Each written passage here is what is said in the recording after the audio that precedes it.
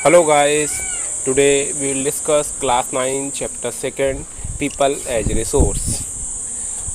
तो सबसे पहले मेरा आपसे यही प्रश्न है कि लोगों को एक रिसोर्स कंसिडर क्यों किया जाता है।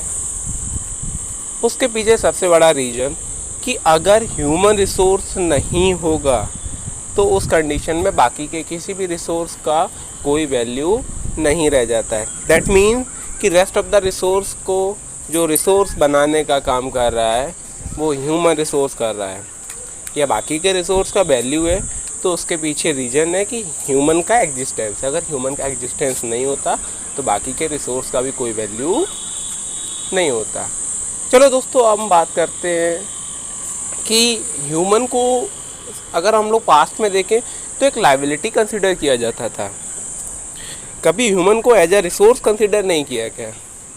लेकिन जैसे कि अगर वर्तमान के परिप्रेक्ष्य में देखें तो fast growing economy of the world that is India and China, तो दोनों को ही देखें तो दोनों देशों को मिला के लगभग पूरे 36% पॉपुलेशन को कंटेन करते हैं, जो इस बात का जीता जागता उदाहरण है कि इनकी पॉपुलेशन इनके लिए लायबिलिटी नहीं है बल्कि एक अपॉर्चुनिटी है, जिसकी वजह से इन दोनों देशों की जो इकोनॉमी है पूरे वर्ल्ड में one of the fastest growing economy of the world है।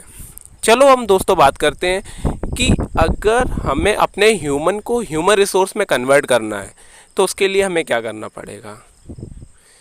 तो जाहिर सी बात है, आप कहेंगे कि उन्हें बेटर एजुकेशन देना चाहिए, हेल्थ फैसिलिटीज़ बहुत अच्छी होनी चाहिए और साथ के साथ उनका स्किल डेवलपमेंट भी होना चाहिए।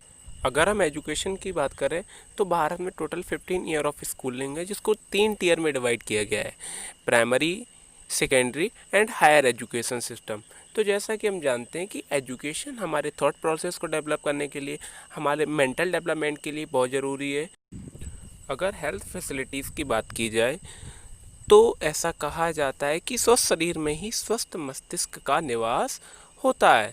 तो कहीं ना कहीं अगर हम फिजिकली और मेंटली साउंड होंगे तो जाहिर सी बात है कि जो मेरी नेट वर्क आउटपुट होगा, वर्क प्रोडक्टिविटी होगी, वो अपने आप ज़्यादा हो जाएगी, जिसकी वजह से हम एक बेटर रिसोर्स में कन्वर्ट हो जाएंगे।